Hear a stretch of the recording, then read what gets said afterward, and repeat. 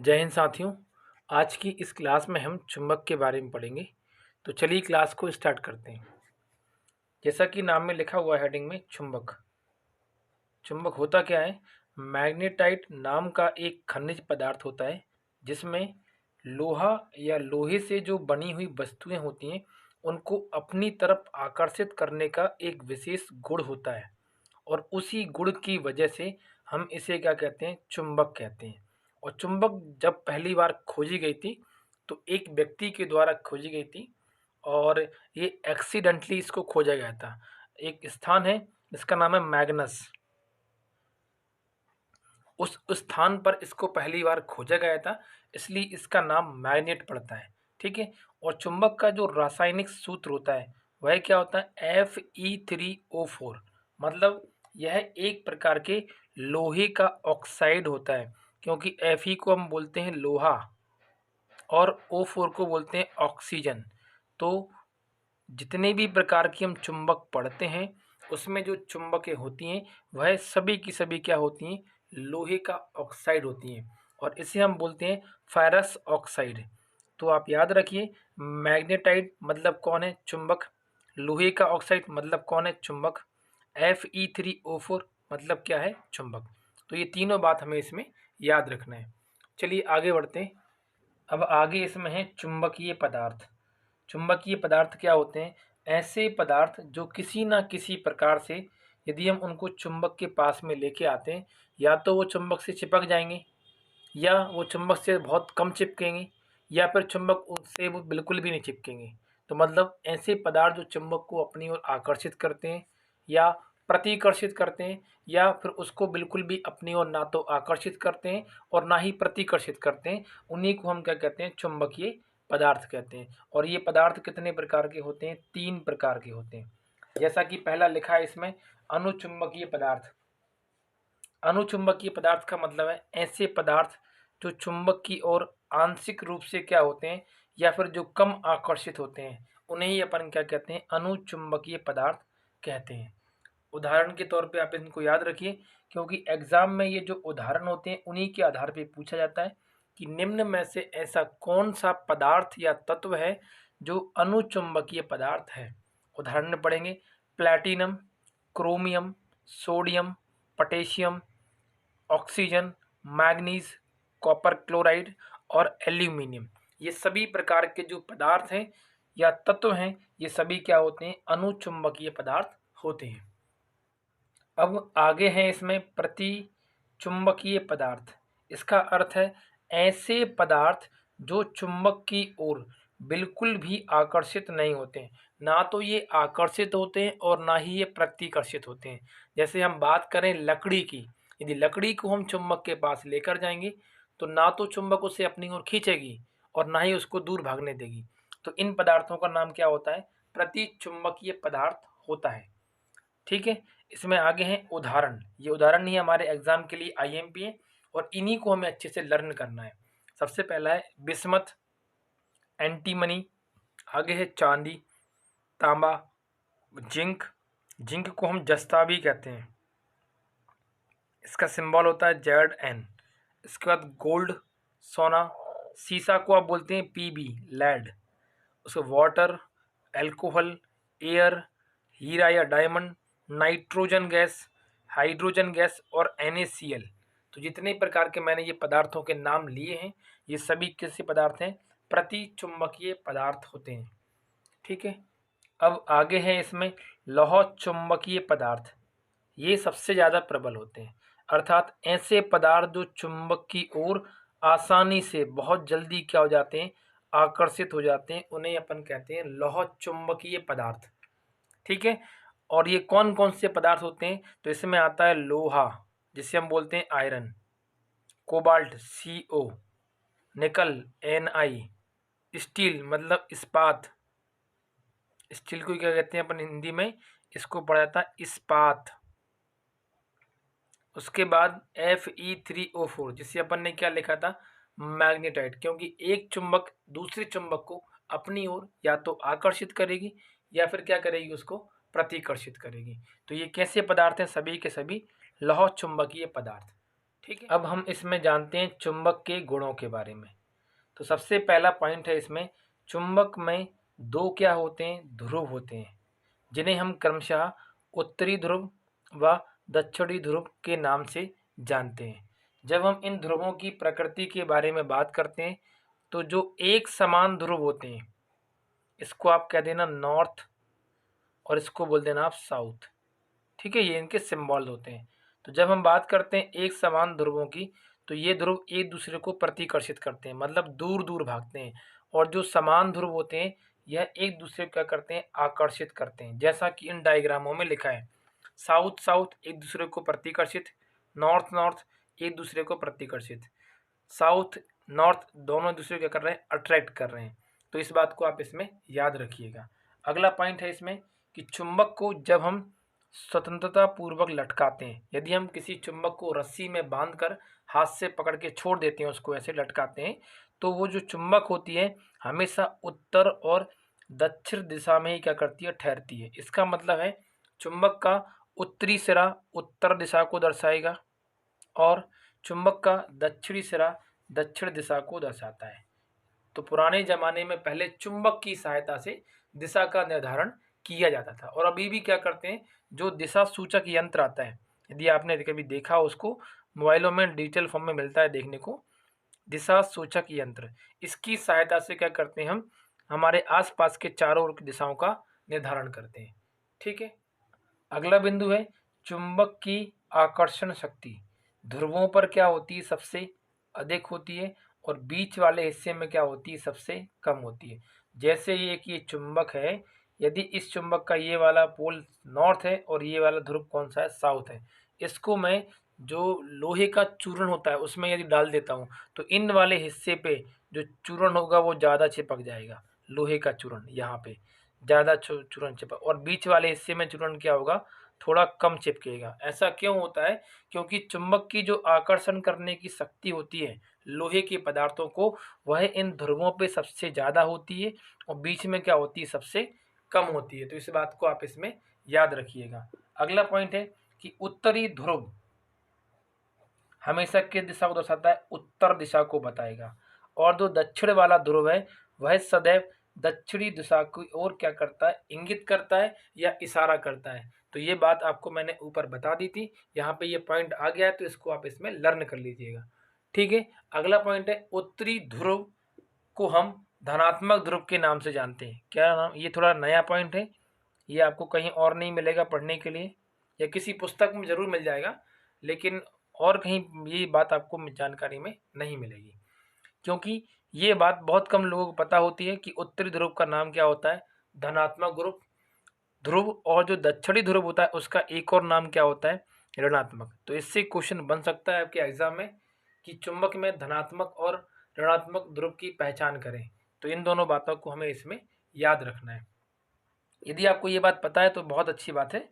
चलिए आगे बढ़ते हैं हम इसी में। अगला इसमें पॉइंट लिखा हुआ है कि दोनों ध्रुवों के जो बीच की दूरी को हम क्या कहते हैं, चुंबक की लंबाई कहते हैं। जैसे मान लो ये एक चुंबक है, ये नॉर्थ पोल है इसका, और ये कौन सा पोल है, साउथ पोल। तो इस ध्रुव से लेकर इस ध्रुव तक की जो लंबाई होगी पूरी कंप्लीट, या यहाँ से नाप लो आप इसको ऊपर से यहाँ से यहाँ तक, तो इसी को अपन क्या कहते हैं, चुंबक की लंबाई। परिभाषा कैसे याद करोगे कि दोनों ध्रुवों के बीच की दूरी को हम क्या कहते हैं, चुंबक की लंबाई कहते हैं, और इस चुंबक की लंबाई को काय में नापा जाता है, मीटर में मापा जाता है। तो इस बात को भी हमें इसमें याद रखना है। ठीक है, अगला बिंदु है कि किसी चुंबक को यदि आप लगातार तोड़ते हैं तो तोड़ने के बाद क्या होता है, चुंबक में नए ध्रुवों का निर्माण हो जाता है। जैसे मेरे पास एक गोल आकार की चुंबक है, आपने देखी होंगी, उसको बीच में से तोड़ेंगे तो एक तुम चुंबक का ये वाला हिस्सा और एक चुंबक का ये वाला हिस्सा, तो इसमें भी नए ध्रुव बन जाएंगे और इसमें भी क्या होंगे, नए ध्रुव बन जाएंगे। जिस स्थान से चुंबक टूटती है वहां पर समान ध्रुव का निर्माण होता है और उसके विपरीत दिशा में असमान ध्रुवों का निर्माण होता है। तो जिस स्थान से चुंबक टूटी है, फिर यदि आप उसे जोड़ने का प्रयास करेंगे तो वो चुंबक के किनारे दूर दूर भागेंगे। ठीक है, तो इस बात को आप याद रखें कि जब चुंबक को बीच में से आप तोड़ते हैं तो उस टूटी हुई चुंबक में नए ध्रुव बन जाते हैं, ध्रुव एन और ध्रुव एस। ठीक है, और जिस स्थान से वो टूटती है वो समान ध्रुव होते हैं। अब अगला बिंदु है कि चुंबक को लगातार पीटने पर या बहुत ज़्यादा गर्म करने पर या ऊंचाई से यदि आप उसको फेंकते हैं तो उसका जो चुंबकत्व होता है वस्तुओं को आकर्षित या प्रतिकर्षित करने का, वह क्या हो जाता है, नष्ट हो जाता है। तो इस बात को आप याद रखिए इसमें कि चुंबक को लगातार पीटने गर्म करने से उसका चुंबकत्व खत्म हो जाता है। नेक्स्ट पॉइंट है क्षण चुंबक। क्षण चुंबक क्या होती है, ये इस टाइप से एक सीधी सरल रेखा में बनने वाली छड़ को हम क्षण चुंबक कहते हैं, जिसमें एक ध्रुव होता है उत्तरी और एक कौन सा होता है, दक्षिणी। इसको आप ऐसे हल्का सा पेंट कर दीजिए तो ये कौन सी आपकी चुंबक बन जाएगी, क्षण चुंबक बन जाएगी। तो प्रश्न बनता है इसमें कि क्षण चुंबक में या फिर क्षण चुंबक का प्रयोग हम किस यंत्र को बनाने में करते हैं। तो एक दिशा को मापने वाला यंत्र आता है जिसकी सहायता से हम दिशा को मापते हैं, दिशाओं को जानने का प्रयास करते हैं, तो जिसका नाम होता है दिक्सूचक यंत्र। ठीक है, चलिए अब हम इसमें आगे बढ़ते हैं। अब हम इसमें पढ़ेंगे महत्वपूर्ण प्रश्नोत्तरी के बारे में। तो चलिए पहले प्रश्न की बात करते हैं। पहले प्रश्न में लिखा गया है कि चुंबकीय क्षेत्र का एसआई मात्रक क्या होता है। तो बेसिकली होता क्या है, एक कोई चुंबक है, उस चुंबक के चारों तरफ कुछ काल्पनिक रेखाएं निकली होती हैं जिन्हें कहते हैं अपन चुंबक की बल रेखाएं।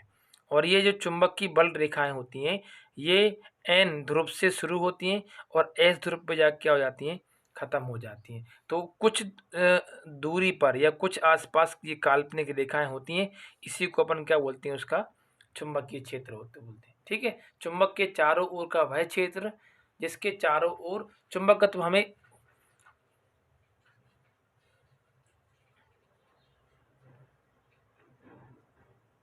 ठीक है, चुंबक के चारों ओर का ऐसा क्षेत्र जिसमें किसी वस्तु को रखने पर वह उस वस्तु को आकर्षित करती है प्रतिकर्षित, तो वह क्या कहलाता है, उसका चुंबकीय क्षेत्र। अब हम इस प्रश्न के उत्तर को लिखते हैं।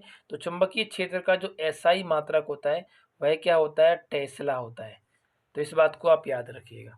ठीक है, इसी प्रकार से जो चुंबक क्षेत्र की तीव्रता होती है कि जब हम किसी वस्तु को उसमें रखते हैं उस वस्तु को वह कितनी तेजी से अपनी तरफ खींचता है या उसको बाहर की तरफ धकाता है, तो इसको बोलते हैं उसकी चुंबकीय क्षेत्र की तीव्रता। तो इसका ऐसा ही मात्रक भी क्या होता है, टेस्ला ही होता है। ठीक है, ऊपर आधा सा कर लेना, इसको दोनों सही है। ठीक है, तो चुंबकीय क्षेत्र और चुंबकीय क्षेत्र की तीव्रता दोनों का ऐसा ही मात्रक क्या होता है, हमेशा टेस्ला होता है।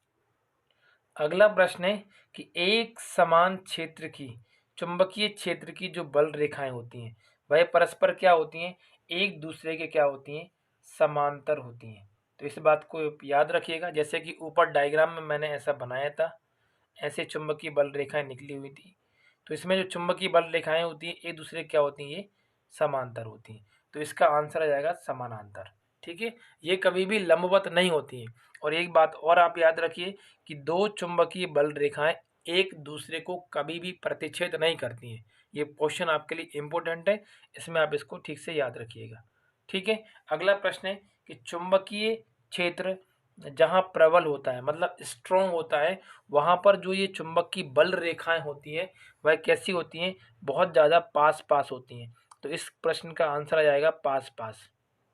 फिर से पढ़ के आप इसको समझने का प्रयास करेंगे कि चुंबकीय क्षेत्र जहाँ कैसा होता है, प्रबल होता है, वहाँ चुंबकीय बल रेखाएं कैसी होती हैं। तो आंसर क्या हो जाएगा, पास पास या बहुत ज़्यादा निकट निकट ये उपस्थित होती है। अगला प्रश्न है अस्थायी चुंबक का निर्माण होता है। तो जो अस्थायी चुंबक होती है इसका चुंबकत्व बहुत ज़्यादा कम होता है वस्तुओं को अपनी ओर आकर्षित करने का। तो इसको बनाया जाता है नरम लोहे से। कैसे बनाया जाता है, नरम लोहे से इसका निर्माण किया जाता है। जबकि हम बात करें स्थायी चुंबक, तो स्थायी चुंबक का जो चुंबकत्व होता है बहुत ज़्यादा प्रबल और शक्तिशाली होता है। और इस स्थायी चुंबक का निर्माण किया जाता है इस्पात से, इस्पात या आप ले सकते हो इसमें लोहा। और लोहा कैसा होता है इसमें, कठोर फौलादी लोहा। ठीक है, तो इस बात को आप याद रखना कि अस्थायी चुंबक किसकी बनी होती है, नरम लोहे की बनी होती है। और स्थायी चुंबक किसकी बनी होती है, इस्पात मतलब स्टील और लोहा से मिलके इसको बनाया जाता है। अगला प्रश्न है कि क्यूरी तापमान क्या होता है। क्यूरी तापमान का अर्थ है किसी भी लौह चुंबकीय पदार्थ का वह तापमान जिस पर पहले वह क्या था, अनुचुंबकीय था। उसके बाद धीरे धीरे उसको आपने गर्म किया तो वह प्रतिचुंबक की तरह व्यवहार करने लगा, और जब वो ठंडा होगा तो वापस वह अनुचुंबकीय पदार्थ की तरह व्यवहार करने लगता है। तो उसी को अपन क्या बोलते हैं, उसका तापमान कहते हैं। तो इस बात को आप थोड़ा सा इसमें लिख लीजिए कि वह ताप जिस पर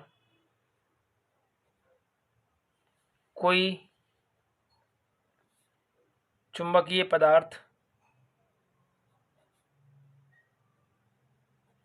प्रतिचुंबकीय पदार्थ की भांति व्यवहार करता है। प्रतिचुंबकीय पदार्थ की भांति व्यवहार करता है,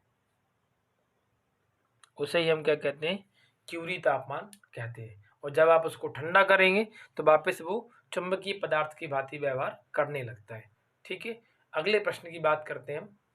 अगला प्रश्न है, बार मैग्नेट क्या होती है। तो पीछे मैंने आपको बताया था, बार मैग्नेट को ही हम क्या कहते हैं, क्षण चुंबक कहते हैं। तो इसमें एक ध्रुव होता है N और एक क्या होता है इसमें S, इसी को हम क्या कहते हैं, बार मैग्नेट कहते हैं। और इस मैग्नेट का प्रयोग हम कहाँ पे करते हैं, दिशा सूचक यंत्र में दिशा को ज्ञात करने के लिए या उसके निर्धारण में हम इसका प्रयोग करते हैं। तो इस बात को आप याद रखिएगा। ऐसी जो चुंबक बनी होती है जो कि एक सीधी सरल रेखा में, या इसको आप बोल सकते हैं कौन सा आकार है, ये आयताकार, आयताकार कह सकते हैं जी 2D में। लेकिन यदि ये बनाई जाती है 3D में तो आप इसको कह सकते हैं घनाभ, जिसे आप बोलते हैं क्यूबॉइड। ठीक है, अगला प्रश्न है, चुंबक का रासायनिक सूत्र लिखिए। तो चुंबक का रासायनिक सूत्र Fe3O4, जिसे हम बोलते हैं फेरस ऑक्साइड। इसी को कहा जाता है मैग्नेटाइट। तो जरूरी नहीं है आप इसी फॉर्म को लिखेंगे, इसकी जगह आप मैग्नेटाइट भी ले सकते हैं। तो मैग्नेटाइट क्या होता है, चुंबक का रासायनिक सूत्र होता है। अगला प्रश्न है कि जब चुंबक को हम लगातार गर्म करते हैं तो उसका जो चुंबकत्व होता है वस्तुओं को आकर्षित करने का, वह धीरे धीरे कैसा होता है, क्षीण हो जाता है। और क्षीण होकर एक समय पश्चात क्या होता है, पूरी तरीके से वो नष्ट हो जाता है। ठीक है, तो आज की इस क्लास में हमने जाना चुंबक के बारे में, और चुंबक से संबंधित जो महत्वपूर्ण प्रश्न उत्तर थे उनके बारे में हमने इनको जाना। तो आज के लिए इतना ही, मिलते हैं हम अगली वीडियो में, तब तक के लिए नमस्कार, धन्यवाद।